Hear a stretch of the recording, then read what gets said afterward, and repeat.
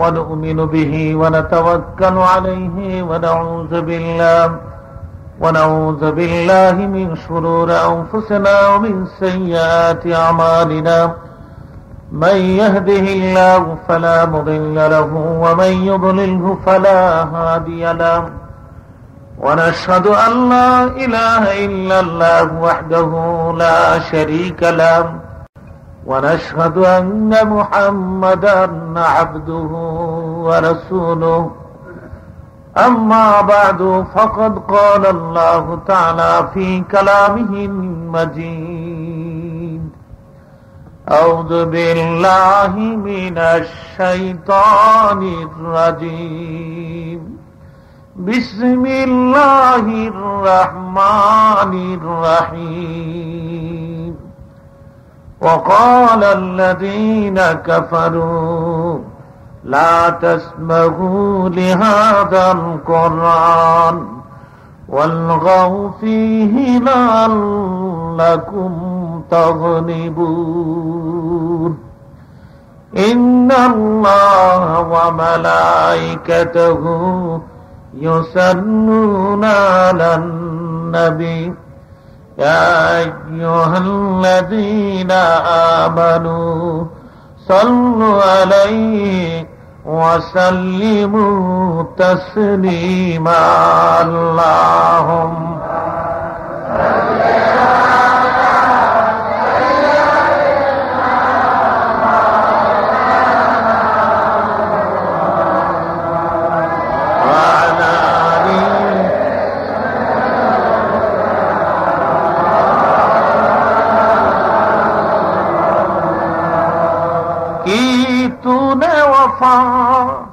मोहम्मद से तो हम तेरे हैं ये जहां चीज किया लौह कलम तेरे हैं अल्लाह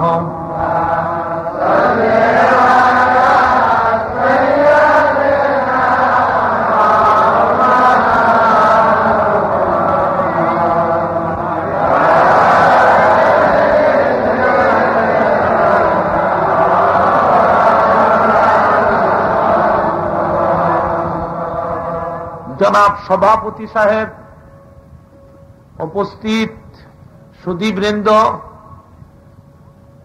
হযরত উলামায়ে কেরাম, ইসলাম প্রিয় আমার ভাইরা, পর্দার আড়ালে মা ও বোনেরা, আল্লাহর শুকর যিনি আমাদেরকে মুসলমান করেছেন, পৃথিবীর শ্রেষ্ঠতম মহামানবের উম্মত করেছেন এবং সন্তোষে এই কমপ্লেক্স ময়দানে মাদ্রাসার পাশে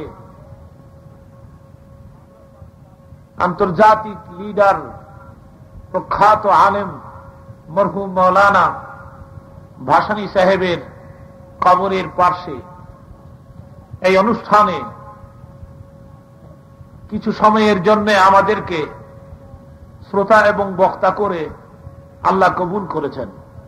সবাই বলুন আলহামদুলিল্লাহ। গতবার এই ময়দানে আপনাদের খেদমতে আমি উপস্থিত হয়েছিলাম, বলেছিলাম আরেকবার আসব। প্রোগ্রাম গতবারই আমাকে দেওয়া হয়েছিল, কিন্তু আমার ভুল হয়ে গেছে, প্রোগ্রাম ডায়েরি মুক্ত হয় নাই। এই ব্যস্ততার মাঝে এক জায়গা থেকে আলোচনা করে আমি আপনাদের খেদমতে উপস্থিত হয়েছি। অনেক আমার ভাইরা গভীর রাত পর্যন্ত এখানে অপেক্ষায় বসে আছেন। তা আমি আমার অন্তঃস্থল থেকে আপনাদেরকে দোয়া দিচ্ছি, আজকের এই কষ্টটা আপনাদের আল্লাহ কবুল করুক। এই কষ্টটি কিয়ামতের ময়দানে নাজাতের ওসিলা হয়ে যাবে। বন্দার জিন্দেগীর কোন কাজ আল্লাহর কাছে ভালো লাগবে সেটা কিন্তু বন্দার জানা নাই, কিন্তু আল্লাহর জানা আছে। হয়তোবা কিয়ামতের কঠিন দিনে আল্লাহ আপনাদেরকে ডেকে বলবেন, গভীর রাত পর্যন্ত বসে বসে আমার আর আমার বন্ধুর আলোচনা শুনছিলি, যা এ খাতির আমি তোরে মাফ করে দিলাম। হতে পারে কিনা কোন আল্লাহ মাফ করে দিলে আপনাদের কোনো আপত্তি নাই তো? আল্লাহর জাতের প্রতি আমাদের আস্থা কম। তা আমি অনুরোধ করব, আপনারা বসে যান, দাঁড়িয়ে না থেকে। কোরআন এবং হাদিসের আলোচনা বসে বসে শোনা হলো আদব, দাঁড়াইয়া শোনাও জায়েজ আছে, তবে আদবের খেলাফ। আপনারা বসে বসে দ্বীনের কথা শোনেন। বিছনা নাই, তাতে কি হয়েছে? মাটিতে বসে যান। এই মাটিতে তো একদিন আমাদেরকে মিশতেই হবে, এ মাটিতে তো ঘুমাইতেই হবে। ময়দানে বসুন, আমি কিছুক্ষণ কথা বলি, এরপরে আপনাদেরকে নিয়ে তওবা করব, মুনাজাত দিব, প্রোগ্রাম শেষ হবে, আপনারাও যাবেন, আমিও চলে যাব। এভাবে একদিন পৃথিবীও শেষ হয়ে যাবে। আজকে আমি কোরআন শরীফের একটি আয়াতে কারিমা আপনাদের সামনে তেলাওয়াত দিয়েছি। আমি অত্যন্ত খুশি হয়েছি যে মৌলানা বাসনী সাহেব যে মাদ্রাসা দিয়ে গেলেন, সেই মাদ্রাসা থেকে আজ 7টি ফুটন্ত ফুল বের হয়ে গেল। আল্লাহর কালামে 30 পারা হাফেজ হয়ে বের হয়ে গেল।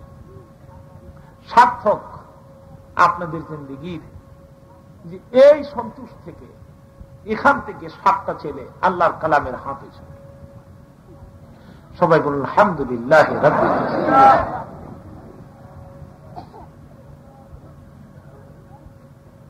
বন্ধুগণ, আজকে কোরআন শরীফের মূল্যায়ন আমরা করি না, কালামে পাকের কদর দেই না। কোরআন শরীফের মূল্য আমাদের কাছে কম, কিন্তু হুজুরের আসল হাতিয়ারটাই ছিল কালামে পাক। নবীর আসল মুজিজা ছিল কালামে পাক। আমার নবীকে হায়াতুন নবী বলা হয়। কি বলা হয় বলুন? জিন্দা নবী, হায়াতুন নবী। হায়াতুন নবী আমার নবীকে বলা যেত না যদি কোরআন তার উপরে অবতীর্ণ না হতো। কোরআন অবতীর্ণ হয়েছে, তাই উনি হায়াতুন নবী হয়েছে। সেটা কেমন করে হলো? হলো এভাবে, আল্লাহ জীবিত না মুর্দা, জিন্দা না মুর্দা, জেতা না মরা। আল্লাহ জেতা, তার ভাষা কোরআন শরীফ জেতা। জিন্দা কোরআন যার উপরে অবতীর্ণ হচ্ছে উনিও, সেজন্য নবীকে জিন্দা নবী বলা হয়, হায়াতুর রাসূল বলা হয়। যেরকম সুবহানাল্লাহ।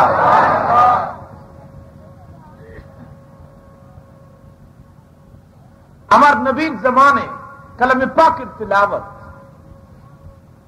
এত মিষ্টি ছিল যে কাট্টা কাফের মুশরিক, নবীর সরাসরি দুশমন তথা ইসলামের দুশমন, কিন্তু আল্লাহর হাবিবের মুখে কালামে পাকের তিলাওয়াত শুনে সে নিজেরে কন্ট্রোল করতে পারেনি। ওভার কন্ট্রোল হয়ে গেছে, চিৎকার করে বলেছে লা ইলাহা ইল্লাল্লাহ। আচ্ছা বলুন তো, আবু জাহল, আবু সুফিয়ান, ওতবা, শেবা এগুলি নবীর বন্ধু না দুশমন? কেমন দুশমন? চলো সারাদিন নবীর বিরুদ্ধে কুৎসারটাই তো। আর এশার নামাজের পরে নবীর হুজরার চারদিকে দাঁড়াইয়া নবীর জবানে কোরআন শরীফের তেলাওয়াত শুনত। একদিন তেলাওয়াত বন্ধ করে দিয়েছে, লিডারেরা রওনা করেছে। পথিমধ্যে আবু জাহলের সাথে আবু সুফিয়ানের সাক্ষাৎ হয়ে গেছে। ডেকে বলতেছে, কোত্থেকে আসলেন আবু সুফিয়ান সাহেব? আবু সুফিয়ান ডেকে বলে, তুই কোত্থেকে আসলি? আবু জাহল, কে আপনি মুরব্বী মানুষ, আপনি আগে কোন কোত্থেকে আসলেন? আবু সুফিয়ান কয়, আব্দুল্লাহর পোলার মুখে কোরআন শরীফের তেলাওয়াত শুনতে গিয়েছিল। বলতে বলতে উতবা সাহেব আর 2 ভাই পেছন দিক দিয়ে হাসি, কিরে তোরা কোত্থেকে আসলি? মুহাম্মদ সাল্লাল্লাহু আলাইহি সাল্লামের মুখে কালামে পাকের তেলাওয়াত শুনতে গিয়েছিল। আবু জুহল্লাহ কয়, আমিও তো এই কামই করে আইলাম। আমরা কমের লিডার মানুষ, নেতা মানুষ, আমরা নেতা আর খেতা হইয়া যদি রাতের অন্ধকারে এই কাম করি, আর মক্কার সাধারণ লোকেরা যদি খবর পায়, দৈরা রাখতার তিনা সব মুসলমান হয়ে যায়। তাড়াতাড়ি অ্যাসেম্বলি কল করা হলো, স্পেশাল মিটিং ডাকা হলো। সেই মিটিং এ একটা স্থানীয় লোকেরা আসছে। তা আবু জাহল আবার ভাষণ দিতে তো ভালো, স্পিচ পাওয়ার খুব ভালো ছিল তার, তো দাঁড়িয়ে বক্তৃতা দিচ্ছে। মক্কার নেতৃস্থানীয় লোকেরা, আপনারা জানেন এই মক্কানগরে একটা ছেলে জন্মগ্রহণ করেছে, তার নাম মোহাম্মদ আমিন। আপনারা জানেন এই মোহাম্মদ আমিনের উপরে কোরআন শরীফ অবতীর্ণ হয়। বহু লোক গোপনে গোপনে তার বাড়িতে গিয়া কোরআনের তেলাওয়াত শুনে মুসলমান হয়। শোনা শুনিতে পাই নেতৃস্থানীয় কিছু লোকেরাও নাকি রাতের অন্ধকারে তার বাড়ির হুজরার চারদিকে দাঁড়িয়ে কোরআন শরীফের তেলাওয়াত শোনা শুনিতে পাই। এই যে নিজে হনে এটা আবার কয় না। আমি কওমের লিডার হিসাবে ঘোষণা দিতে চাই, আজকের থেকে আর কেউ কোরআন শরীফ শুনতে পারবে না। এত সত্ত্বেও যদি মুহাম্মদ সাল্লাল্লাহু আলাইহি সাল্লামের সহচরেরা কোথাও কোরআন শরীফের তেলাওয়াত করে, তোমরা দুই কানের মধ্যে আঙ্গুল দিয়া দাঁড়ায় থাকবা, আর নাহলে কানের মধ্যে একবারে তুলা বইরা থিয়া দাও, পার্মানেন্ট তুলা। আর না হয় বাইরে কানের পর্দা ফাটাই লাও, জনম বয়রা হইয়া যাও। এরপরেও যদি কোরআন শরীফ পড়ে, তোমরা তালি বাজাইবা, হট্টগোল করবা, গন্ডগোল করবা, কেউ যেন কোরআন শরীফ তেলাওয়াত এই মক্কানগরে আর না করতে পারে। অ্যাসেম্বলিতে অপবিত্র রায় পাশ হয়ে গেল, সিগনেচার দিল নেতারা, আর জিন্দেগিতে কোনোদিন কোরআন শুনবে না। অ্যাসেম্বলির রায়ের কথা কালামে পাকে আল্লাহ আমাদেরকে আলোচনা করে জানাচ্ছেন। وقال الذين كفروا لا تسمعوا لهذا القرآن والغوا فيه لعلكم تغلبون। এরা আর কোরআন শুনবে না, সিগনেচার দিয়ে চলে গেল। আমার ভাইরা, রাত যখন 8টা-9টা হয়েছে, এখন আবু সুফিয়ান মনে মনে কয়, আজকে সকালে মাত্র দস্তখত দিছে, আজকে বোধহয় কেউ যাইব না, আমি যাইয়া জিন্দিগি শেষ শোনাটা শুনাই। তো উতবা সাহেবা দুই ভাই কয়, আজকে মাত্র সিগনেচার দিছে, আজকে বোধহয় কেউ যাইব না, আয় দুই ভাই কেউ নাই। আবু জহিল্লাই কয়, মাত্র দস্তখত দিছে, আজকে বোধহয় কেউ যাইব না, আমিই যাই। আবার সেই চারো লিডার, কোরআন তেলাওয়াত বন্ধ, লিডারেরা দৌড়। হঠাৎ করে আবু জহিল্লাহ আবু সুফিয়ানের সামনে পড়ে গেছে। রে, আমি আবু জহিল্লাহ। আপনি কে? আমি আবু সুফিয়ান। করতে আইলি? আপনি করতে আইলেন? তুই করতে আইলি? আপনি করতে আইলি? বলতে বলতে উতবা সাহেবা পেছন দিক দিয়ে হাজির। কে হে তোরা আসতি কোত্থেকে? আবু জহল কয়, আপনি মুরব্বী মানুষ, আপনি আগে কোন করতে গাইলেন? আবু সুফিয়ান কয়, আসল কথা কইলে তো রাগটা গবি না কেন? রাগ হবু না। কয়, মুহাম্মদ সাল্লাল্লাহু আলাইহি সাল্লামের মুখে কোরআন শরীফের তেলাওয়াত শুনতে গিয়েছিল। আবু জহিল্লাহ কয়, সকালে দস্তখত দিলেন, এইটা আমার জিন্দিগিতে করবেন না। আবার ওখানেই সকালবেলায় সিগনেচার দিয়ে বিকালেই কাম করলেন। আবু সুফিয়ান কয়, তুই দস্তখত দিস না? আমিও তো দিছিলাম। তুই আইসুত করতে? আমরা তো খালি দস্তখত দিছি, তুই দিস তো লইস তো, তুই ডবল কাম করছো, তো আমরা সিঙ্গেল কাম করছি। তুই আইনি করতে? আমিও তো এই কামই করে যাইলাম। চিৎকার করে বলেন সুবহান। আমার ভাইরা, এইবার আবু জাহল দেখে বলে, ও আবু সুফিয়ান, একটা বিষয় আমি জানতে চাই, আব্দুল্লাহর পোলার মুখে কোরআন শরীফের তেলাওয়াত এত মিষ্টি কেন লাগে? না শুনিলে ঘুম হয় না।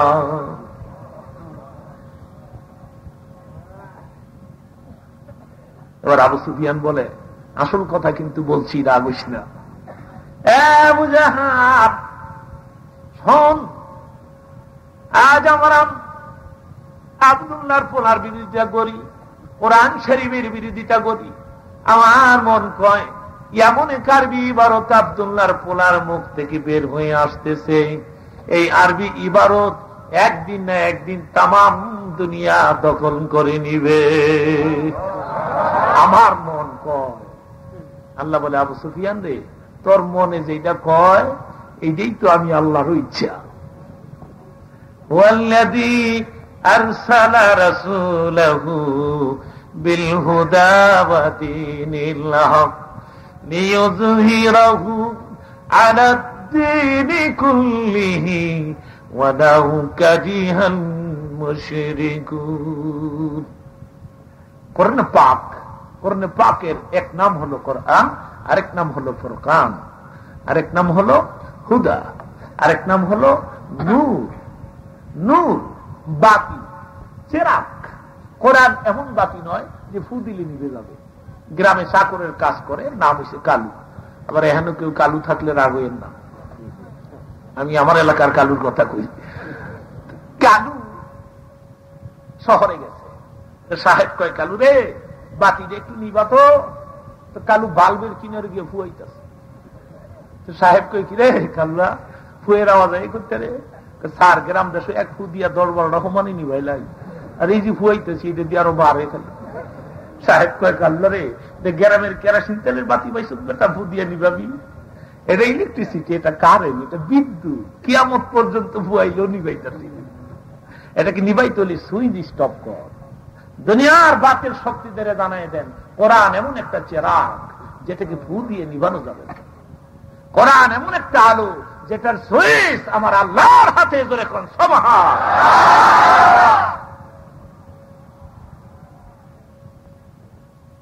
সে কোরআন আমার নবীর আসল হাতিয়ার। নবীর আসল মুআজিজা ছিল কালামে পাক। মুসলমানদের জিন্দেগীর প্রথম হিজরত মদিনা নয়, জিন্দেগীর প্রথম হিজরত ছিল আবিসিনিয়া। 40 জনের এক কাফেলা আবিসিনিয়ায় হিজরত করেছিল। সেই কাফেলার নেতৃত্ব দিয়েছেন হযরত আলীর ভাই হযরত জাফর রাদিয়াল্লাহু তাআলা আনহু, যিনাকে জাফরে তৈয়ার বলা হয়, উড়ন্ত জাফর বলা হয়। কিয়ামতের ময়দানে আল্লাহ রাব্বুল আলামিন হযরত জাফরকে 2টি পাখা দান করবেন। এই পাখায় ভর করে উনি উড়ে উড়ে সমস্ত বেহেশত ঘুরে বেড়াতে পারবেন হযরত জাফর। সেই জন্য উনাকে বলা হয় উড়ন্ত জাফর। ইসলামের জন্য যুদ্ধের ময়দানে 2টি হাতই উনি কেটে দিয়েছিলেন দ্বীনের জন্য। 2টি হাত যখন কেটে পড়ে গেল মুতার যুদ্ধে, অমনি আল্লাহ খবর দিলেন, হে আমার রাসূল, তোমার জাফর দ্বীনকে কায়েম করার জন্য 2টি হাত কেটে দিয়েছে। আমি আল্লাহ ওয়াদা দিলাম এই 2টি হাতের বিনিময়ে আমি কিয়ামতের ময়দানে আপনার জাফরকে 2টি পাখা দান করব।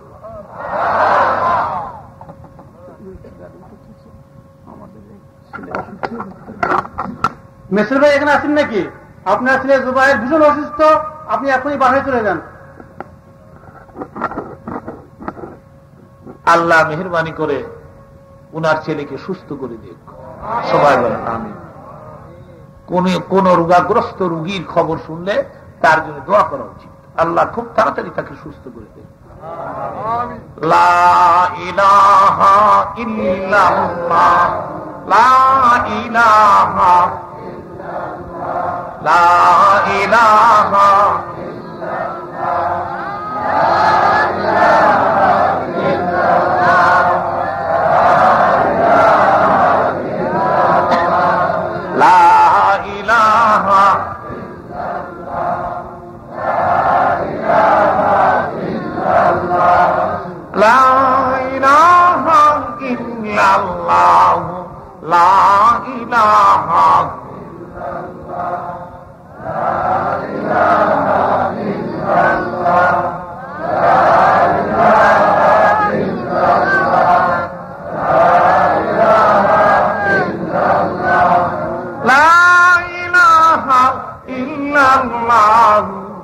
মুহাম্মাদুর রাসূলুল্লাহ। সবাই বলুন সাল্লাল্লাহু আলাইহি ওয়াসাল্লাম। আমার ভাইরা, এই জাফরের নেতৃত্বে 40 জনের বাহিনী আবিসিনিয়া হিজরত করলো। তখন আবিসিনিয়ার বাদশা ছিল খ্রিস্টান, যিশুপন্থী। এদিক দিয়া উনি আবিসিনিয়ায় পৌঁছে গেছেন। আর এদিক দিয়ে আবু জাহল একটা যুবক ছেলেদের গ্রুপ তৈরি করে একটি মূল্যবান উপহার সহ আবিসিনিয়ায় পাঠাই দিয়েছে। বলেছে গিয়ে বলবে বাদশাকে আমার পক্ষ থেকে উপহার গ্রহণ করতে। আর 40 জন দুষ্কৃতিকারী চরম খারাপ ব্যক্তি আমার মক্কা থেকে রাতের অন্ধকারে পালিয়ে তার রাষ্ট্রে আশ্রয় নিয়েছে, উপহার গ্রহণ করতে বলবে আর ওদেরকে তোমাদের হাতে সুপর্দ করে দিতে বলবে। বাদশার দরবারে উপস্থিত, কে হে তোমরা? আমরা মক্কা থেকে আসছি, আমাদের লিডার সাহেব পাঠাইছেন। লিডারের নাম কি? আবু জাহাল। কেন, কি ব্যাপার কি? আমাদের মক্কা থেকে 40 জনের এক ভীষণ খারাপ গ্রুপ, এরা সমাজের কলঙ্ক, রাতের অন্ধকারে পালিয়ে আপনার রাষ্ট্রে আশ্রয় নিয়েছে। আমাদের লিডার সাহেব বলছে উপহার গ্রহণ করতে আর 40 জনকে আমাদের কাছে দিয়ে দিতে। আমার ভাইরা, জাতা মানুষকে আল্লাহ নেতৃত্ব দান করেন না। আল্লাহ নেতৃত্ব দান করেন ওই সমস্ত লোকদেরকে যারা লিড করতে পারে, যারা সমাজকে চালাবার ক্ষমতা জানে। এদেরকে আল্লাহ ধরে ধরে কওমের নেতা বানায়। জোরে কোন সুবহানাল্লাহ। সেজন্য নেতাকে শ্রদ্ধা করতে হয়, যারা নেতৃত্ব পায় এদের প্রমাণ মানতে হয়, এদের কথা মানতে হয়, এদের আইন মানতে হয়। ইজ্জত আল্লাহর গুদাম থেকে বন্টন হয়। জোরে বলুন সুবহানাল্লাহ। আমার ভাইরা বাদশা ভাবলেন, ঠিক আছে তোমরা অপেক্ষা করো, সে 40 জনের লিডারকে ডাকাও। হযরত জাফর উপস্থিত। তোমার নাম কি? জাফর। মক্কার অধিবাসী? হ্যাঁ। তোমরা সমাজের দুষ্কৃতিকারী? না। তোমরা খারাপ মানুষ? না। এই যে আবু জাহল পাঠাইছে, লোক পাঠাইছে উপহার দিয়ে। জাফরকে বাদশাহজি অনুমতি দিলে আমার মনের কথা আপনার কাছে তুলে ধরি, একটু সময় দিবেন? বাদশাহ বললেন, পারমিশন হ্যাঁ, ইজাজত হ্যাঁ, আমি অনুমতি দিলাম, তুমি তোমার সবগুলো কথাই ব্যক্ত করো। আমার ভাইরা, হযরত জাফর ডেকে বলেন, এইবার শান মক্কা নগরে জন্মগ্রহণ করেছি, আগুনের পূজা করি, গাছের পূজা করি, মাছের পূজা করি, পেতনির পূজা করি, লা তুজাম মানা খবরের পূজা করি, তারপরে জেনা করি, ব্যভিচার করি, জুলুম করি, ডান্ডা মারামারি করি, মদ পান করি। আমরা সারাদিন যে যে পরিমাণে, যত বেশি পরিমাণে পাপ করতে পারি, সমাজে আমাদের সুনাম অর্জন হয়। বেশি পাপ করতে পারলে সমাজে আমাদের সুখ্যাতি হয়, লোকেরা আমাদেরকে ভালো কয় যে লোকটা ভালো, অনেক বেশি পাপ করতে পারে। এ হলো আমাদের সমাজের চিত্র। আপনার কাছে যেটা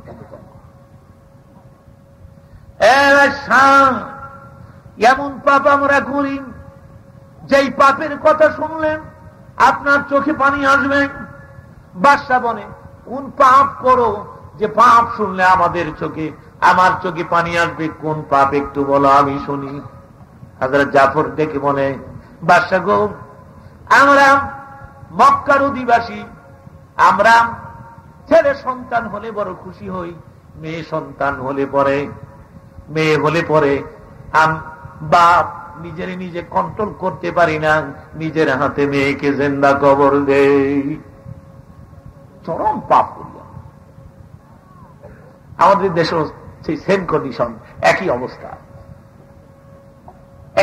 আমাদের দেশে। আমার ভাইরা, তারপরে আমাদের দেশে ছেলে হলে খুশি হই আমরা, আর মেয়ে হলে বেজার। ছেলে হইলি খুশি, পাইছি 20,000 পাইছি, ছেলে হইছে।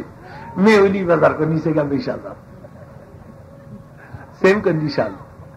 আমার ভাইরা, আইয়ামে জাহিলিয়াত যুগের লোকেরা ছেলে হইলে খুশি হইতো, মেয়ে হইলে বেজার হইতো। আর সোনার বাংলার বাপ, ছেলে হইলে খুশি হয়, মেয়ে হইলে বেজার হয়। কন্ডিশন তো একই হইল, একই তো অবস্থা হইল। আমরা আবার ওদের চেয়ে ভালো মানুষ কেমন করে হয়ে গেলাম আমার বুঝে আসে না। আমরা আবার কোথেকে ভালো হইলাম? কিতাবে আসছে, সাহাবীদের মধ্যে সবচেয়ে সুন্দর সাহাবী ছিলেন হযরত দহিয়া। আমার ভাইরা, দহিয়া এত রূপের সাহাবী ছিলেন। কিতাবে আসছে, হযরত জিবরাইল ফেরেশতা অনেক সময় দহিয়ার সুরত ধরে নবী পাকের দরবারে উপস্থিত হইতেন। এই দহিয়ার সুরত ধরে আসতেন। দহিয়া বড় রূপের পুরুষ ছিলেন। এই দহিয়া যেদিন মুসলমান হতে আসে, আমার নবী বলে, দহিয়া রে, কালেমা পড়লে জিন্দিগির সমস্ত গুনাহ মাফ হয়ে যায়। হযরত দহিয়া বলে, নবীজি গো, কালেমা পড়লে সব গুনাহ মাফ হবে, কিন্তু একটা গুনাহ আমি করেছি, আমার মন কয় কালেমা পড়লে এই গুনাহ মাফ হবে না, আমার মন কয়। আমার নবী বলেন, এ দহিয়া, কোন পাপ তুমি করেছো, কোন অন্যায় তুমি করেছো এত বড়, যেটা কালেমার বিনিময়ে মাফ হবে না? আমি নবী জানতে চাই কোন পাপটা তুমি করেছ। আমার ভাইরা, কিতাবে আসছে, এই দেহিয়ার স্ত্রী গর্ভবতী। দেখে উনি, বিবিগণ, আমি তো বাইরে ব্যবসার উদ্দেশ্যে রওনা করলাম, ছেলে হইলে যত্ন করে পাইল, মেয়ে হইলে আমার অপেক্ষা কইর না, গলা টিপে হত্যা কইর।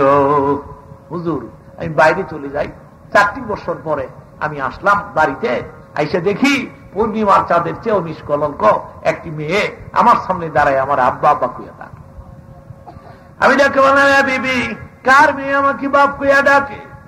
আমার বিবি বলে, দেহিয়া স্বামী আমার, তোমার মেয়ে। আমার মেয়ে? আমার তো মেয়ে হলে থাকার কথা না। তিনি ডেকে বলে, দেহিয়া রে, তোমার মেয়েকে আমি মারতে পারলাম না, তার কারণ তুমি একটু নজর করে দেখো, তোমার চেহারা তোমার মেয়ের চেহারার মধ্যে কোনো বেশকম নাই। তুমি একটু দেখো, আল্লাহ রাব্বুল আলামিন তোমাকে যেমন রূপের পুরুষ কইরা বানাইছে, তোমার মেয়ের রূপসী কইরা বানাইছে। সেই জন্য আমি মা বড় শখ করে তোমার মেয়ের নাম রেখেছি জামিলা। জামিলা, রূপসী, সুন্দরী। এইবার যদি তুমি তোমার মেয়েকে মেরে ফেলতে চাও, আমি মা আপত্তি করব না। দেহিয়া ডেকে বলে, ও নবীজি, কোন মতে রাত্রি কাটাইলাম, প্রভাত হয়ে গেল, সকাল হয়ে গেল, আমি ডাক দিলাম, জামিলার মাগো, জামিলারে গোসল দিয়ে দে, নতুন কোন জামা কাপড় থাকলে তার গায়ে পরাই দে, জিন্দিগির শেষ খাওয়া খাওয়াই দে তোর জামিলা। মানুষগুলো কত নিষ্ঠুর ছিল, এই মানুষগুলো সোনার মানুষে পরিণত হয়েছে আমার নবীর জিন্দিগির সোয়া পাইয়া। যখন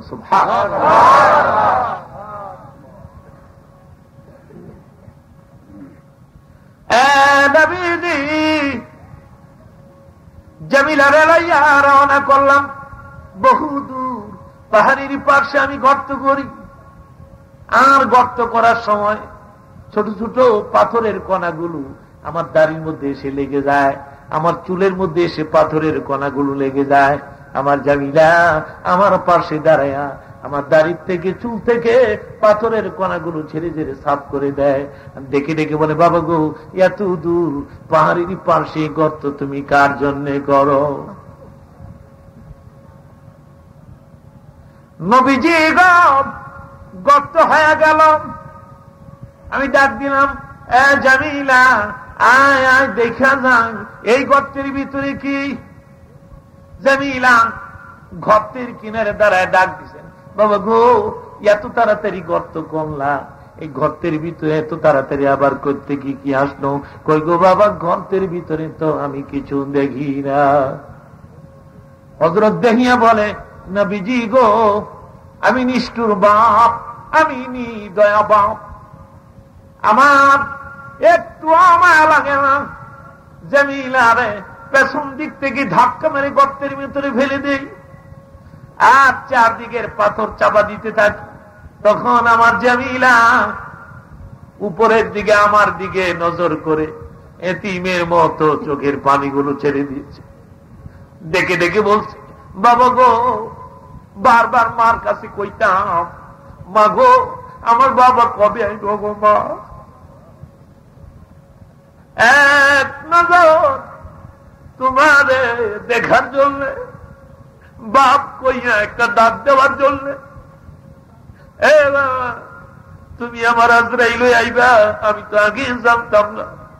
বাবা গো, মাইরা না গো বাবা, জিন্দিগিতে কোনদিন তোমার বাপ কবু না, জীবনে কোনদিন বাপ কইয়া ডাকবো না, ভিক্ষা কইরা খাবো, দেশান্তরি হইয়া যাবো গো বাবা, এই মুখ কোনদিন তোমারে দেখাবো না। মাইরো না গো বাবা, জীবিত খবর দিও না। দেখিয়া বলে না, বিদিগা একটু মায়া হয় না আমার। আমি আমার কলেজার টুকরা জামিলারে জিন্দা খবর দিয়ে দিলাম। খোদার কসম, এখনো রাত নিশি হইয়া যায়, আমার ঘুম হয় না। আমি যেন শুনি আমার ওই জামিলা গর্তের ভিতরে দাঁড়াইয়া চিৎকার করে ডেকে ডেকে বলতেছে, বাবা গো, তোমার মতো নিষ্ঠুর ভাবে জমিনে আল্লাহ। এই কাজ করতো আইয়ামে জাহিলিয়ার মানুষেরা। নবীজি গো, কালেমা পড়লে সব গুনাহ মাফ হবে, এই গুনাহ মাফ হবে না। আমার নবী বলে, দেহিয়া রে, এই গুনাহ তুমি কোন দিন করেছ? যেদিন তুমি মুশরিক ছিলে, কাফের ছিলে, হক আর বাতিলের মাঝে তমিজ করতে পারো নাই, ন্যায় অন্যায়ের বিচার করতে পারো নাই, ওই দিন তুমি এত বড় পাপ করেছ রে দেহিয়া। কালেমা পরে ইসলামের সুশীতল ঝান্ডার নিচে যখন আশ্রয় নিয়েছ, এত বড় গুনাহটাও আল্লাহ রাব্বুল আলামিন তোমাকে মাফ করে দিয়েছে। আল্লাহ রাব্বুল আলামিন কালামে পাকের আয়াত নাজিল করে দিয়ে তার বন্ধুকে সান্ত্বনা দিলেন, ও বন্ধু, তুমি বলে দাও ওই সমস্ত বন্দাদেরকে যারা নাফসের উপরে জুলুম করেছে।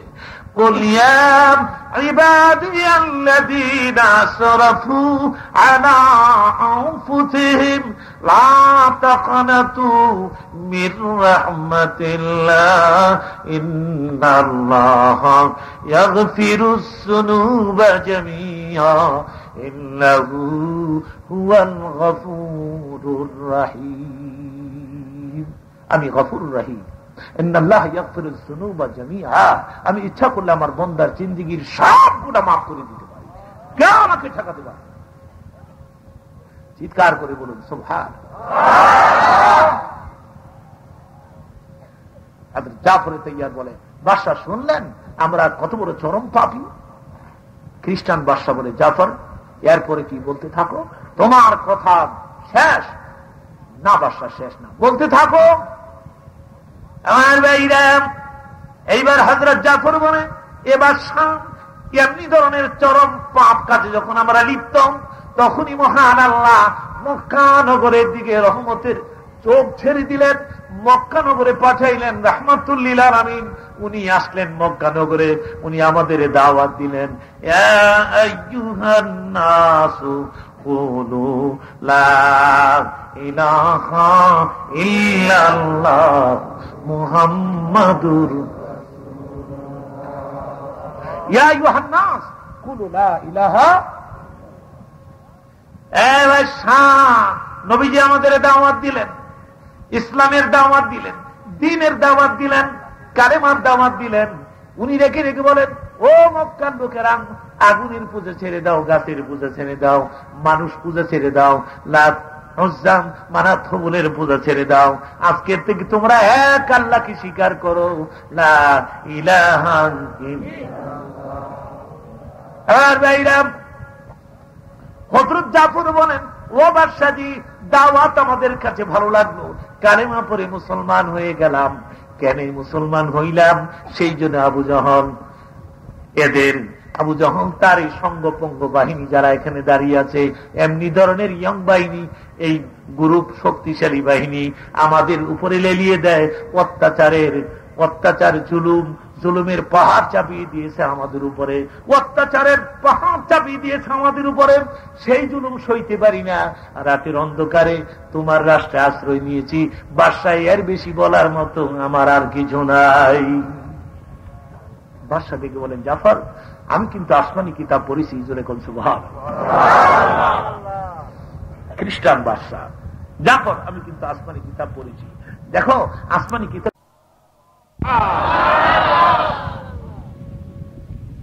এবার খ্রিস্টান বাদশা বলে, তাহলে সে কোরআন থেকে একটু তেলাওয়াত করে আমারে শোনাও। সাহাবীদের মুখে আল্লাহর কালামের তেলাওয়াত কত মিষ্টি ছিল। আউযু বিল্লাহি মিনাশ শাইতানির রাজিম, বিসমিল্লাহির রহমানির রহিম, ওয়াযকুর ফিল কিতাবি মারইয়াম। জাফর ভাবলেন, বাদশা যেহেতু খ্রিস্টান, সূরা মরিয়ম থেকে একটু পয়রা শোনাই, স্ক্রিপ্টটা দিলই বলে। যেহেতু সূরা মরিয়মের মধ্যে ঈসা আলাইহিস সালামের আলোচনা, আর খ্রিস্টানরা ঈসারে খোদার বেটা কয়। খোদার কোনো বেটা বুটা আছে নাকি? আর ভাইরা, তো ঈসা যদি খোদার বেটা হয়, মরিয়ম কি হবে খোদা? নাউজুবিল্লাহ। এটা কি উচ্চারণ করা যায়? খোদার কোন স্ত্রী ফিরে আছে? ওয়াহিদুন ওয়াহিদুন লা শারীকা লা, লা জিদ্দা লাহু ওয়া লা নিদ্দা লাহু। ওয়াহিদুন, তার তো কোনই শরীক নেই। আল্লাহ এমন একটা নাম যে নামের কোনো স্ত্রীলিঙ্গ শব্দ নাই। আল্লাহ কোন স্ত্রীলিঙ্গ আছে? ভগবান, ভগবতী, ঈশ্বর, ঈশ্বরী, গড, গডেস। আল্লাহ কোন শরীক? ওয়াহিদ লা শারীকা লা, লা জিদ্দা লাহু ওয়া লা নিদ্দা লাহু। খ্রিস্টান তো এরা কয় ঈসা নাকি খোদার বেটা। চিৎকার করে কোন নাউজুবিল্লাহ। জাফর ভাবলেন, যেহেতু বাদশা খ্রিস্টান, তো সূরা মরিয়ম থেকে একটু পড়ি, দিল একটু নরম হইব না। তো জাফর তেলাওয়াত করতেছেন, ওয়াযকুর ফিল কিতাবি মারইয়াম إذ انتبذت من أهلها مكانا شرقيا فاتخذت من دونهم حجابا فأرسلنا إليها روحنا فتمثل لها بشرا سويا হযরত জাফর যখন তেলাওয়াত করতেছে বাদশা চক্ষু বন্ধ করে দিয়ে কাঁদতেছে কাঁদতেছে চোখের পানি পড়তেছে কিছুক্ষণ পরে ডাক দিছে জাফর বন্ধ করো मुझे अंदाज हो गया कि ये ज़बान इलाही है চিৎকার করে বলুন সুবহান জাফর রে আর পড়িস না আমার বুঝে আসছে এটা আসমানি আওয়াজ আমার বুঝে আসছে এটা আল্লাহর জবান উপহার যেটা আবু জহল পাঠাইছে এটা ধইরা বাদশা বাইরে ফেলে দিয়েছে আর ডেকে বলছে যাও তোমাদের লিডারকে গিয়ে বলবে আমি তার পাঠানো উপঢৌকনকে ঘৃণা করি যাও আর জাফর তুমি যেই কালাম তেলাওয়াত করে আমারে শোনাইছো যাও আমি অনুমতি দিলাম আবিসিনিয়ার যেখানে খুশি সেখানে বিনা দ্বিধায় কালেমার দাওয়াত দিতে পারবে যাও জাফর রে আর দেরি করিস না আমারেও পড়াই দে লা ইলাহা ইল্লাল্লাহ মুহাম্মাদুর রাসূলুল্লাহ বাদশা নিজেও মুসলমান হয়ে গেল। এবার আমি একটা বিষয় জানতে চাই আপনাদের কাছ থেকে খ্রিস্টান বাদশার মনোমগজ নরম কইরে দিছে কিসের আওয়াজে কালামে পাক জোরে কোন কি তাহলে কোরআন শরীফের মধ্যে কিছু আছে মনে হয় এই জন্যই বলছিলাম কিছুক্ষণ আগে আমার নবীর আসল হাতিয়ারটি ছিল কালামে পাক উপহার মাথায় করে ছেলেরা ফিরে আসতেছে মক্কা নগরে তা আবু জাহল পথে গিয়ে দাঁড়িয়ে আছে হঠাৎ করে দেখে উপঢৌকন সহ ব্যাক করছে কিরে আবিসিনিয়া যাস নাই গেছিলাম উপহার বাদশাকে দেশ নাই দিছিলাম তুই ফিরত জানছ ছেলেরা কয় আপনার দেওয়া উপহার বাদশা আপনার নাক সোজা ফাটাই দিছে কেন জাফর কোরআন শরীফ তেলাওয়াত করছে তারপর বাদশা কাঁদছে তারপর কায়দা নিজেই মুসলমান হয়ে গেছে আর পুরা গ্রুপ অর্ডার দিছে আবিসিনিয়ার সব জায়গায় কালেমার দাওয়াত দিতে পারে এখন আবু জহলের মেজাজ এমনই স্ট্রং হইছে ফুটবলের লাইন খালি ফাল ফারে তাহলে বোঝা গেল আমাদের সবচেয়ে বড় দুশমন কোরআন জ্বালিয়ে ফেলতে হবে কোরআন পুড়ে ফেলতে হবে কোরআন আল্লাহর জমিন থেকে বিদায় করে দিতে হবে কোরআন আমি বলতে চাই কোরআন কি তোমার বাপের সম্পদ তুমি বিদায় করে দিবা আল্লাহ যেদিন কোরআন নিয়ে যাবে সেদিন ঘুম থেকে উঠে দেখবেন কালামে পাকের কপি পড়ে রয়েছে একটা অক্ষর নাই যেদিন পৃথিবী শেষ হয়ে যাবে কোরআন পড়ে রয়েছে অক্ষর না আবার স্পেশাল মিটিং কল করলো আবু জহিল স্পেশাল মিটিং সেই মিটিং এর মধ্যে আবার ডাকলো সমস্ত ইয়াং সমস্ত যুবক বড় বড় মুসলা বড় বড় চুলোলা এগুলি ডাকলো মজবেহা হইয়া কই গিয়ে রয়েছে হ্যাঁ নিজেই কইতারেন তার চুল কই গেছে হ্যাঁ নিজেই কইতারেন একে যা করে কোথায় অনুমান হয়ে যাবো বক্তৃতায় মাঝে মধ্যে আমি বলে থাকি যার যতটুকু বুঝ দাড়ি কাইটা রাখে মুসরাহেন কিন্তু মুসলে গেলে কবরও যাইেন না কবরে গেলে ফিরিস্তা মুসো ধরে লারা মারবো এটা কি রে আগুন জ্বালা মুসের মধ্যে আগুন জ্বালা তখন বুঝা যাইব না তুমি কয় নম্বরের মুসলা হইছ নবীর সুন্নাত দাঁড়িয়ে লয়ে যদি কবরে যান এই খাতিরে কবরের আযাব আল্লাহ মাফ করে দিতে পারে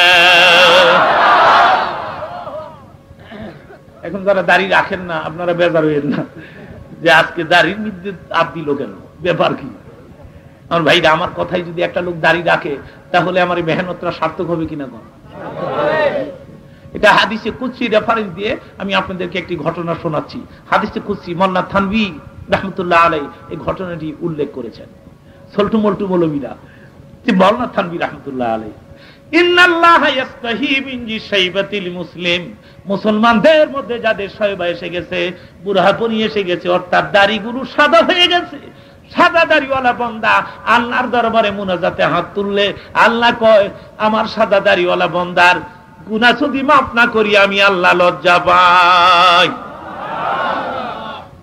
এই বক্তৃতা শুই না এক লোক বাড়িতে গেছে, গিয়া নিজের পোলারে ডাক দিছে, এদিকে আয়, আমার দাড়ি তো এখনো সাদা হয় নাই, তো ইদানিং যদি আমি মইরা যাই তো দাড়ির মধ্যে ময়দা দিয়া আদা দিয়া পুরা সাদা কইরা কাফনের কাপড় পরায় আমার কবরে নামাবি। মনে থাকে যে বাবা খোদার কুদরত, কিছুদিনের মধ্যে বাপ মারা যায়, তো ওসিয়ত অবশ্য পুরা করতে হয়, তো টাইট করে ময়দা লাগাইছে, লাগাইয়া টাগায় সাদা কইরা কাফনের কাপড় পরায় কবরে নামাইছে। মোল্লা থানবি লেখে অমনি তার কবরে দুইটা ফেরেশতা আসছে, আইসেই জিগাইতেছে মান রাব্বুকা ওয়া মা দীনুকা ওয়া মান নাবিয়ুকা, ও মিয়া তোমার আল্লাহকে, এই ধর্ম কি, এই মিয়া নবীকে, জলদি করে গো।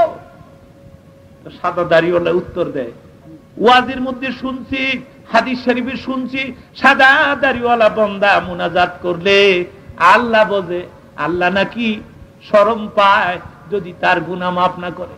সাদা দাড়ি দেখলে আল্লাহ শরম পায়, তোমরা দি খালি কুদাকুদি করো, ব্যাপার কি? আমার ভাইরা সঙ্গে সঙ্গে কবরে খবর আসছে, আমার হাবিবের সুন্নত দাড়ি, সাদা দাড়ির প্রতি আমি আল্লাহর ভালোবাসা, এই কথার প্রতি তার গভীর আস্থা, এই খাতিরে আমি তার কবরের জিন্দেগির আযাব মাফ করে দিলাম। মেহরবানি করে দাড়ি রাখবেন। অনেকে হুজুর আমি তো রাখতে চাই, আমার বেগম যে না করে, বেগম নাকি কয় এত তাড়াতাড়ি দাড়ি রাখলে আমার বান্ধবীরা কইব তোর জামাই দি বুড়ো হয়ে গেছে গো। যেই সমস্ত স্ত্রী স্বামীরে দাড়ি রাখতে নিষেধ দেয়, আমি বলবো ওই সমস্ত স্ত্রীদের জ্ঞান বলতে এক পয়সারও নাই। আচ্ছা বলেন তো, শেভ হওয়ার পরে এক সপ্তাহ যদি শেভ না হয় তো তা তার দিলে করাতে লাইন দার মনে হয় না? আর যারা একবারে রাইখা দিছে, কি আরাম, কি নরম, কি তুলা, এটা কেমন মহিলা, তুলা ভালোবাসে না করাত ভালোবাসে। সেই জন্য আমি বলবো জ্ঞান বলতে এক পয়সাও নাই। আর ভাইরা দাড়িটা রাখবেন, রসুলের সুন্নত দাড়ি রাখবেন। ভাইরা দাড়ি চাচা অবস্থায় যদি কবরে যান তো নবীর কবর থেকে আপনার কবর একটা রাস্তা হবে, যেরকম সুবহানাল্লাহ। ফেরেশতা বলবে এমিয়া ওই লোকটারে চিনো, তখন আপনি গার মোড়ায়া নবীর দিকে তাকাইবেন, নবীর দিকে তাকাবেন, সোজা রাস্তা হয়ে যাবে। চিনো? আপনি বলবেন এটা আমার নবী, কিন্তু নবীজি ঘাট মোড়ায় দেখবে আমার উম্মত ঠিক, কিন্তু দাড়ি চাচা। তখন নবী অন্তরে কষ্ট পাবেন কিনা বলে? দাড়িটা রাখবেন আজকের থেকে, আর যেন ভুল না করে। হয়েছে তো আর কত, বয়স তো আর কম হয় নাই, আর কত, নাইলে প্রথম নাইলে চাচ্ছেন যে বিয়ে হওয়ার আগে নাইলে চাচ্ছেন, কেউ পছন্দ করে না, বিয়া তো হইছে, ওই এই বউ বুঝি আর যাইব। এখন আল্লাহ নবীর সুন্নতরা রাখেন, আল্লাহ গো তুমি তৌফিক দাও, জোরে বলেন আমিন। বড় বড় মুসলা চুলো লাগো, আবু জহিল্লাহ কল করছে, সমস্ত ইয়ং মিটিং, স্পেশাল মিটিং, আবু জহল দাঁড়ায় বক্তৃতা দিতেছে। মক্কার যুবক ছেলেরা তোমরা জানো এই মক্কা নগরে একটা ছেলে জন্মগ্রহণ করেছে, তার নাম মুহাম্মদ আমিন। ছেলেরা কয় জানি। তোমরা জানো এই মুহাম্মদ সাল্লাল্লাহু আলাইহি ওয়াসাল্লামের উপরে কোরআন নাযিল হয়, বহু লোক তার মুখে কোরআন শুনে মুসলমান হয়, ইদানিং আবিসিনিয়ার বাদশা মুসলমান হয়ে গেল। তোমরা কি চাও তোমাদের বাপ দাদার ধর্মের পরে চুনকালি বড়ুক? ছেলেরা কয় চাই না। তাহলে কোরআনকে বিদায় করে দিতে হবে, কোরআন উৎখাত করে দিতে হবে। আর এই কোরআনকে যদি উৎখাত করে দিতে চাও তাহলে আমার কথা রাখতে পারবে? ছেলেরা কয় পারবো। বুঝেন না ফোলাফুন তো এগুলো খেপাইলে খেপান যায়। ভাইরা যারা ইয়াং এদেরকে খেপান যায়, খেপানোর আগে এরা নিজেরা চিন্তা করে না এটা কি এর মধ্যে খেপতেছে, এটা হক না বাতিল, ভালো খেপাই খেপলাম না খারাপ খেপলাম, সেই চিন্তা কিন্তু যুবকদের নাই। এ জায়গায় যুবকেরা ভুল করে। ইসলামের পক্ষে খেপেন, দ্বীনের পক্ষে খেপেন, ন্যায়ের পক্ষে, অন্যায়ের পক্ষে দরবার আন্দোলন গড়ে তোলেন বাতিলের বিরুদ্ধে। কিয়ামতের ময়দানে আল্লাহর রাসূলের সঙ্গে আপনাদের হাসর হবে। অযথা সংগ্রাম করবেন, অযথাই। অযথা কুদাকুদি করলে এটার তো কোনো ভ্যালুলেস কুদাকুদি করবেন কেন? তো যুবকেরা এরা হুজুকের বাইরে, এরা কিন্তু কুদাকুদির আগে চিন্তা করে না আসলে কি কুদাকুদিটা রাইট না আনরাইট। তো এরা এমনি চিল্লাইতেছে, এই পারবো, কয় যদি পারতে চাও তাহলে যার উপরে কোরআন নাযিল হয় তার গলা টিপে তাকে হত্যা করতে হবে। পারবে মুহাম্মদ সাল্লাল্লাহু আলাইহি ওয়াসাল্লামের মাথা কেটে আমার দরবারে পৌঁছাই দিতে। বৈঠকের মাঝখান থেকে এক ভক্ষ বিশাল যুবক বিদ্যুৎ বেগে দাঁড়িয়ে গেছে, আমি বলবো। সেই যুবকটি খলিফাতুল মুসলিমিন আমিরুল মুমিনিন হযরত ওমর ফারুক রাদিয়াল্লাহু তাআলা আন, মসজিদে নববীতে আমার নবীর রওজার কিনারে যার কবর। হযরত ওমর যাচ্ছেন আমার নবীর মাথা কাটতে, প্রতিমধ্যে বন্ধু নাঈমের সঙ্গে সাক্ষাৎ। তো বন্ধু রেখে বলে, ওমর মেজাজ একটু কড়া কড়া মনে হয়, কোথায় যাও? হযরত ওমর কয় মুহাম্মদ সাল্লাল্লাহু আলাইহি সাল্লামের মাথা কাটতে। বন্ধু ডেকে বলে, তুমি যাও মুহাম্মদ সাল্লাল্লাহু আলাইহি সাল্লামের মাথা কাটতে, আর মুহাম্মদ সাল্লাল্লাহু আলাইহি সাল্লামের আত্মীয় স্বজন এরা না নাকের ভিতরে সরষার তেল দিয়া খালি ঘুমাইব? তুই ওমর কয় সন্দেহ লাগে, তুই যেমন মুসলমান হইছ। বন্ধু কয় না হইয়াই গেলাম। তো হযরত ওমর কয়, তুই আমাকে চিনস? আমি কোন ওমর? আমি খাত্তাবের বেটা ওমর, মনের ভাগ যাকে ভয় করে। আসলে ও রাইট। গর্তের সাপ যার নাম শুনলে গর্তের ভেতরে ব্যাগ করত, শয়তানে মারদুদ যাকে দেখলে আরেক পথ ধরত। শয়তান নিজে পর্যন্ত হযরত ওমরকে ভয় করত। হযরত ওমরকে দেখলে শয়তান ভুলেও সে পথ দিয়ে যায় নাই। শয়তান মনে করত দরতালে জীবনে মেরে লাগবে। কি মনে করেছে? সেই জন্য কোন বুজুর্গ লিখেছেন, এখনো যদি কেউ ঘুমাবার আগে হযরত ওমরের নাম সিনার মধ্যে লিখে ঘুমাইতে পারেন, সেই রাতে আপনার স্বপ্ন দোষ হবে। আমি আবার বলছি, হযরত ওমরের নাম বুকের মধ্যে লিখে ঘুমাবেন। আইন মিম রা ওমর, আরবি দিয়া লিখবেন আইন মিম রা ওমর, আঙ্গুল দিয়া লিখবেন বুকের মধ্যে হযরত ওমরের নাম। আঙ্গুল আবার কালি লাগাইলো এর না, শুধু আঙ্গুল দিয়া আইন মিম রা ওমর হযরত ওমরের নাম লিখে ঘুমাবেন। সেই রাতে শয়তান আপনার কিনারে আসবে না। শয়তান মনে করে হযরত ওমর রে বুক লয়ে হইয়া রইছে, এই বেটার কাছে যাবো মরার লাইগা। চিৎকার করে বলেন সুবহানাল্লাহ। মসজিদে নববীর বারান্দায় হযরত ওমর একদিন ওয়াজ করতেছেন, অমনি সূর্য উঠে গেছে। তো সূর্য কি আর ওনারে জিগাই উঠবো? টাইম হইছে, উঠছে। তো সূর্যের তাপ এসে ওনার পিঠের মধ্যে লাগছে, বক্তৃতার একটু ডিস্টার্ব হয়েছে। অমনি রাগ হয়ে গেছে, বড় বড় চোখ কইরা সূর্যের দিকে চাইছে। যেই মাত্র চাইছে সূর্যের তাপ কমে গেছে, তাপ কমে গেছে। উপস্থিত শ্রোতাবৃন্দ ডেকে বলে, আমিরুল মুমিনিন, সূর্যের তাপের যে আমাদের প্রয়োজন। উনি আবার মুস্কি হাস দিলেন, মুস্কি হাইসা আবার সূর্যের দিকে তাকাইলেন, সঙ্গে সঙ্গে সূর্য তার আলো প্রদান করেছে। সেই ওমর ডেকে বলে, আমি খাত্তাবের পোলা ওমর, আমাকে চিনো? জানো আমি কোন ওমর? বন্ধু ডেকে বলে, ইদানিং খুব শক্তিশালী উঠছো, এত শক্তি গায়ে। আচ্ছা, এই বকরির বাচ্চাটা একটু দইরা দেও তো। কিতে বাড়ছে? তখন একটা বকরির বাচ্চা ছিল। তুমি বকরির বাচ্চা ধরার লাগিয়া দৌড় স্টার্ট দিছে। আমার ভাইরা, উনি ডানে বাচ্চা বামে, উনি বামে বাচ্চা ডাইনে, উনি সামনে বাচ্চা পেছনে, উনি পেছনে বাচ্চা সামনে, বকরির বাচ্চা দরকার। এইবার দেখে দেখে মানে কি ব্যাপার, বকরির বাচ্চা তো ধরতে পারি না। বন্ধু ডেকে বলে, ওমর রে, সাধারণ একটা বকরির বাচ্চা ধরার ক্ষমতা যার গায়ে নেই, সেই লোকটা এমন একটা মানুষের মাথা কাটতে যায় যার মুখ দেখলে জাহান্নামের আগুন হারাম হয়ে যায়।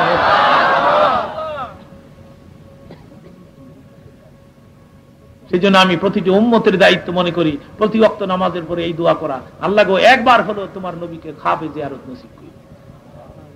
আর নবীকে যেদিন দেখবেন সেদিন ঠিকই দেখবেন, কারণ নবীর সুরত শয়তান ধরতে পারে না। নবীকে যেদিন দেখবেন ঠিকই নবীকেই দেখবেন। আমার ভাইরা, আবার বন্ধুরা, ওই নবীর শানে আসুন সবে মিলে একটু দুরূদ শরীফের আওয়াজ উচ্চ কণ্ঠে পৌঁছে দেই। আল্লাহুম্মা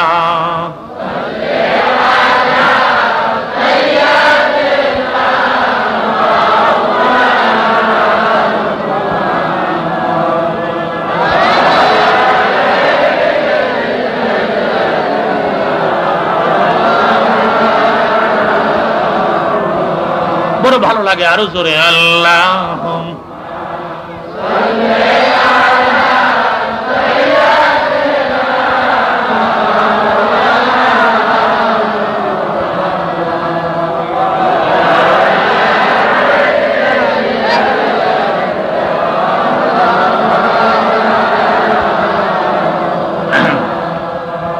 আপনাদের কষ্ট হয় না তো? তো আমি কিছুক্ষণ পরে তওবা করে আপনাদেরকে নিয়ে হাত তুলে মুনাজাত করব। আমার সাথে হাত তুলতে কারো আপত্তি নাই তো? কেউ ঘাড় লড়াবেন না, যে যেখানে থাকবেন বসে যান। বাবাজি, কত রাত জীবনে কত জায়গায় নষ্ট হয় নাই? হয়েছে তো। আজকে না হয় দিনের আলোচনা শুনতে শুনতে একটু সময় নষ্ট হলো, না হয় হলো, কিন্তু মুনাজাত না করে কেউ ঘাড় লড়াবেন না। দুরূদ শরীফ পড়ুন। আমি কথাটা পরিষ্কার করে আপনাদের সামনে তুলে ধরছি, বুঝার চেষ্টা করুন। আল্লাহুম্মা সাল্লি আলা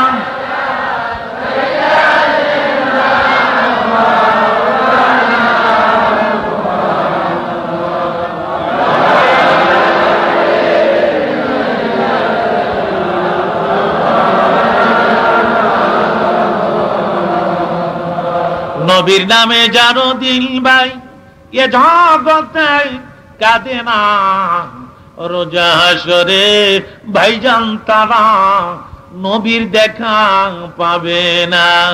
আল্লাহুম্মা সাল্লি আলা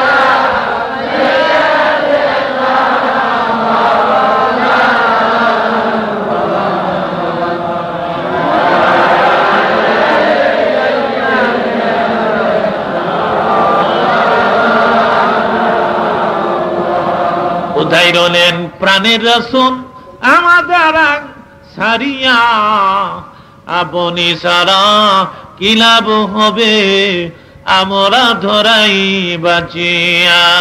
আল্লাহুম্মা সাল্লি আলা সাইয়্যিদিনা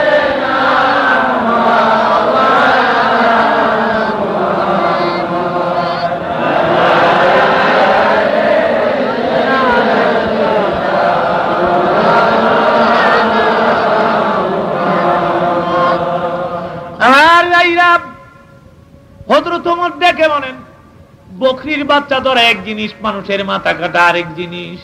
উনি যাবেনি, উনি যাচ্ছেন, অমনি পেছন দিক থেকে বন্ধু চিৎকার করে ডাক দিছে, এ ওমর, নিজের চরকায় আগে তেল লাগাও, তোমার বোন আর ভগ্নিপতি দুজন মুসলমান হয়ে গেছে।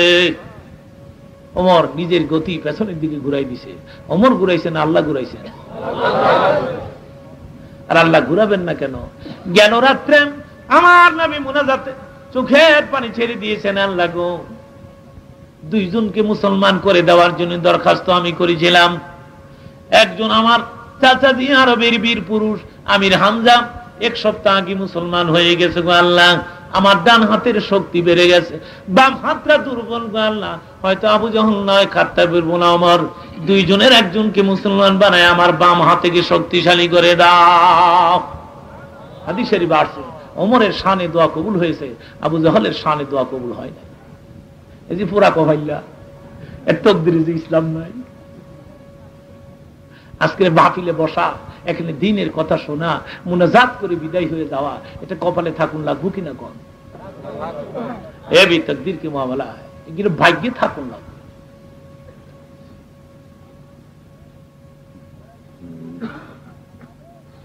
কোরআন হাদিসের আলোচনা শুনতে ভাল লাগে, তাহলে জান্নাতি জান্নাতি আপনারা।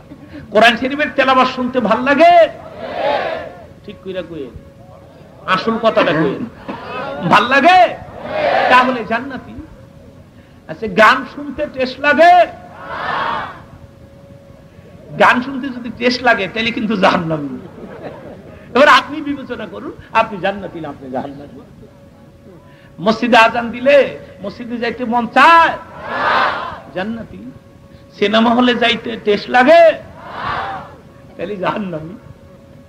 আপনি ফয়সালা করুন, আপনি জান্নাতি না জাহান্নামী।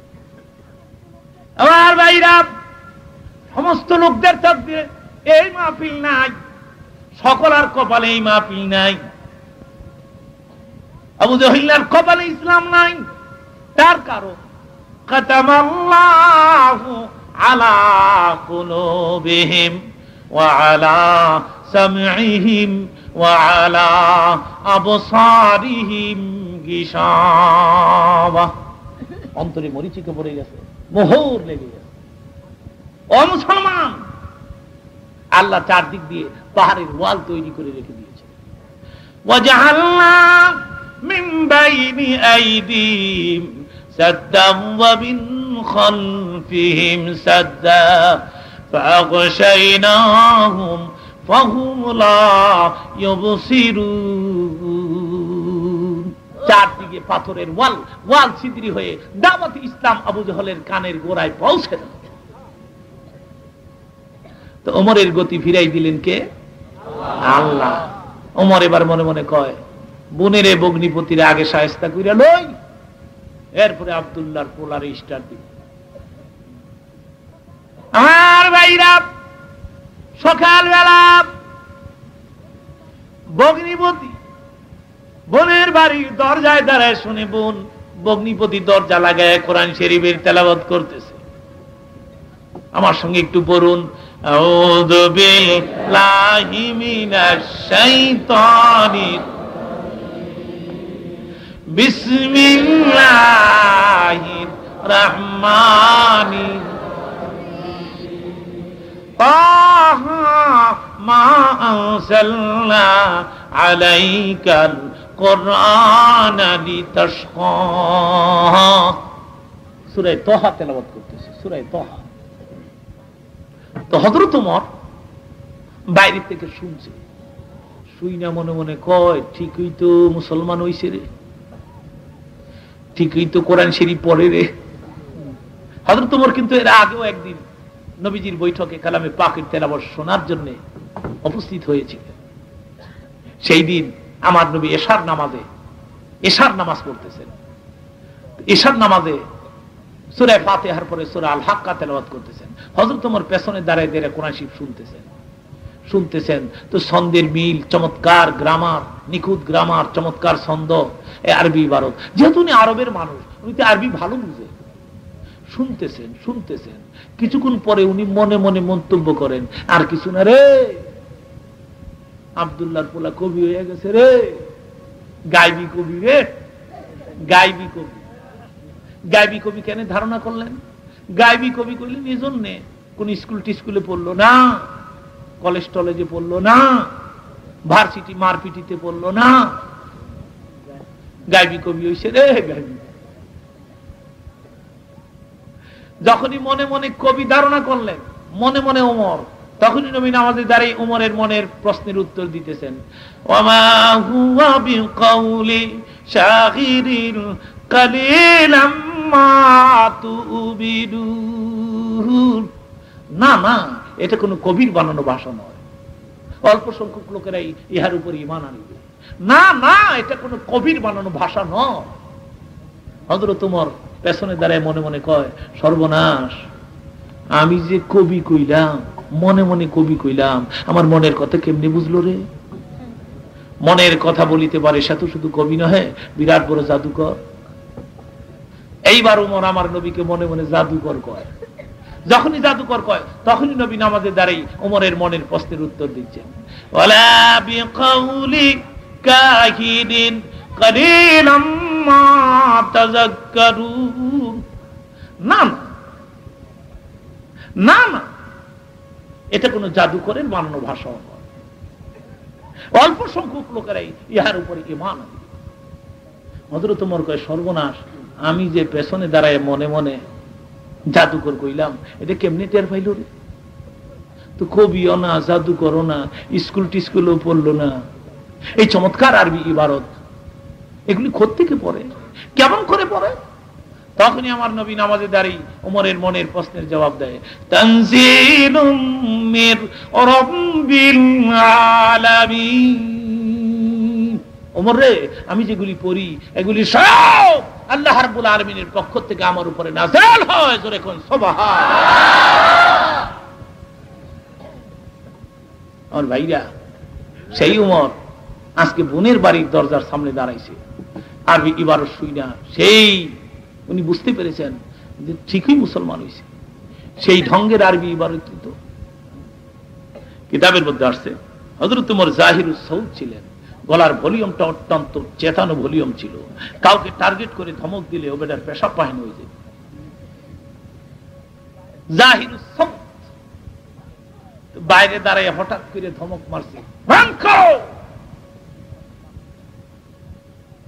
সঙ্গে সঙ্গে কালামে পাকের তেলাওয়াত বন্ধ হয়ে গেছে। স্বামী স্ত্রীরে কয়, বাইরে এত জোরে কুদুল মারছে কেটা গো?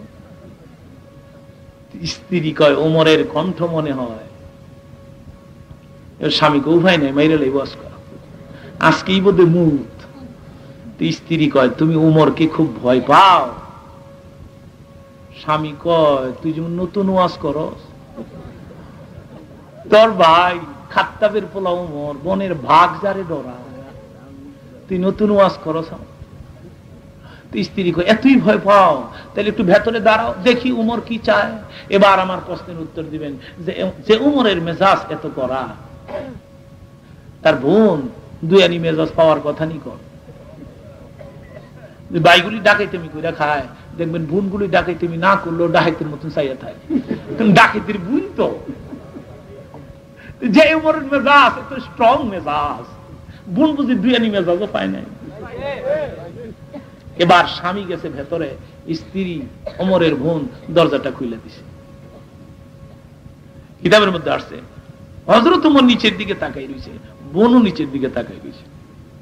বোন তাকায় না ওমরের চেহারার দিকে, মুশরিকের কাফেরের মুখ দেখতে চাই না। হযরত ওমর বোনের চেহারার দিকে তাকায় না, কার কাছে কইয়া মুসলমান হয়েছে। প্রথম কথা ওমর থেকে শুরু হয়েছে, কিসের আওয়াজ শুনিতেছিলাম? হযরত ওমর বলতেছেন। বোন উত্তর দেয়, কোরআন শরীফের আওয়াজ। হযরত ওমর বলতেছেন, কোন কোরআন? কোন কোরআন? বোন উত্তর দিলেন, আল্লাহর জবান। কোন আল্লাহ? বহু আল্লাহ আছে, কোন আল্লাহটা বড়? বোন উত্তর দিলেন, ওই আল্লাহ যিনি তামাম জাহানের মালিক। একটা মেয়ে তার ঈমান কত মজবুত দেখে। হযরত ওমরের বোন ফাতেমার আগে জান্নাতে যেতে পারবেন? বাঙালি পারবে? অনেক মায়েরা বক্তৃতা শুনতে আসছেন, আমি জানি। আমি আপনাদেরকে অনুরোধ করব, আপনাদের ইজ্জত আল্লাহর কাছে অনেক বেশি। আল্লাহ আপনাদের শানে কালামে পাকে আলোচনা করেছেন, ওয়ালাইসান যাকারু কাল উনসা। এমন মেয়েও আছে যে মেয়েরা কিয়ামতের ময়দানে হাজার হাজার পুরুষের আগে জান্নাতে প্রবেশ করবে। মহিয়সী মহিলাগণ, হযরত ফাতেমা, খাদিজাতুল কুবরা, হযরত আসিয়া, হযরত রহিমা, হযরত রাবিয়া, হযরত আসিয়া। আমি মাদের বলবো, মা আপনারা হযরত ফাতেমার মতো হন, খাদিজাতুল কুবরার মতো হন, হযরত আসিয়ার মতো হন। হযরত আসিয়া এখনো আসতে পারে, পারে কিনা করে? পারে। হযরত মারিয়াম এখনো আসতে পারে। মহিলাদের খুব বেশি কাজ না। প্রথম কাজ হলো নামাজ পড়া, দ্বিতীয় কাজ হলো পর্দার ভিতরে থাকা, তৃতীয় কাজ হলো প্রাণ ভরে নিজ নিজ স্বামীর খেদমত করা। মাঝে মধ্যে স্বামীরে দৈরে দৈরে পিডান, খবরদার। অনেক মহিলারা আমাকে মাঝে মধ্যে কাগজ লেখে, মাঝে মধ্যে চিঠিও লেখে, হুজুর আপনি শুধু আমাদের কথা কন যে আপনারা স্বামীর খেদমত করবেন, আর স্বামীরা যে দৈরা আমাকে পিডায়, এই সব ব্যাপারে তো কিছু কন্ট্রোল না। সন্তোষের ভাইরা আমার, আপনাদেরকে নিষেধ দিয়ে গেলাম, কেউ আজকের থেকে আর স্ত্রীকে পিডাবেন না, নিষেধ দিয়ে গেলাম। ওখানে মহিলারা খুশি হয়েছে, আছে আল্লাহ হুজুরের বাসায়। আল্লাহর নবী বলেছেন স্বামীদেরকে, তুমি তোমার স্ত্রীর চেহারার মধ্যে আঘাত করিও না, স্ত্রীর চেহারার মধ্যে আঘাত করা হারাম। এখন কি কেউ পিটাবেন না, নিষেধ দিয়ে গেলাম, আমিও নিষেধ দিয়ে গেলাম, কেউ পিটাবেন না। আপনার বউ আপনি পিটাবেন, আমি নিষেধ দিই, কত বড় ক্ষমতা আমার। কিন্তু আমি একটা বিষয় আপনাদের কাছ থেকে জানতে চাই, হিন্দুরা যদি ঠাকুরের কথা রাখতে রাজি হয়, আপনারা নাইবে রাসূলের কথা রাখতে রাজি কিনা আমি জানতে চাই। সেই অধিকার নিয়ে বলছিলাম, কেউ আজকের থেকে আর স্ত্রীদেরকে পিটাবেন না। স্বামী আপনি আপনার দায়িত্ব আদায় করুন, স্ত্রীরা আপনারা আপনাদের দায়িত্ব আদায় করুন। উভয় যদি উভয়ের দায়িত্ব আদায় করতে পারেন একসাথে বেহেশত নসিব হয়ে যাবে। এই বক্তৃতা করে এক জায়গায় গিয়ে বসছি রাত্রে, তো এক লোক গেছে, হুজুর আপনার ওয়াজ শুনলাম, ওয়াজ তো মোটামুটি খারাপ হিগেন নাই, ভালো হিগছেন, তো এক জায়গার মধ্যে বেশ লাগাইছেন। আমি কি কোন জায়গার মধ্যে? ওই যে ওয়াজ করছেন স্ত্রীরে লই একসাথে এক বেহেশতে থাকতাম। হুজুর আমি তো আমার স্ত্রী নিতাম না। কি কেন? আমরা 4 ভাই, 3 ভাইয়ের বিয়া করেছি সুন্দর, আমারে করেছি কালা। আমি দুনিয়া তো কালা ডালুয়ে রইলাম, আমনের কথায় আমি বেহেশত কালা